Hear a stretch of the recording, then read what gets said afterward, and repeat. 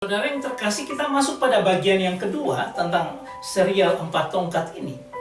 Nah, ini ada bicara tentang jangan sembarangan kita kalau kita punya otoritas yang luar biasa daripada Tuhan. Ya, dimana kalau kita melihat bagaimana otoritas tongkat itu, tongkat Tuhan itu, Keluaran pasal 17 ayat 16, maka aku akan berdiri di sana di depanmu di atas gunung batu di Horeb. Haruslah kau pukul gunung batu itu. Nah, ini bicara tentang ketika Musa disuruh memukul gunung batu itu, dia lakukan.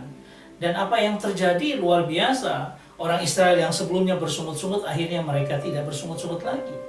Nah, ini kemudian terjadi lagi ketika mereka di Meriba, ya, yang lain, ya, di tempat yang lain.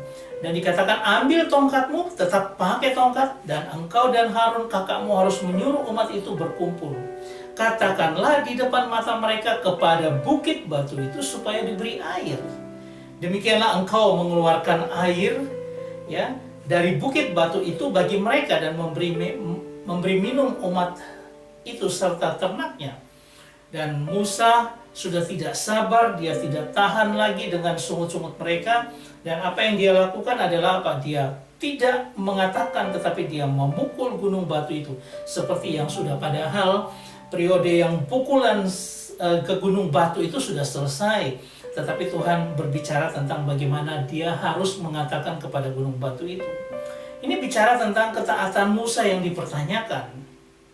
Nah, saudara yang terkasih, pada akhirnya ada sesuatu yang tragis ketika kita baca dari Mazmur 106:32, dikatakan mereka menggusarkan dia dekat Meriba sehingga Musa kena celaka karena mereka, sebab mereka memahitkan hatinya sehingga ia terledor dengan kata-katanya. Hati-hati dengan kata-kata.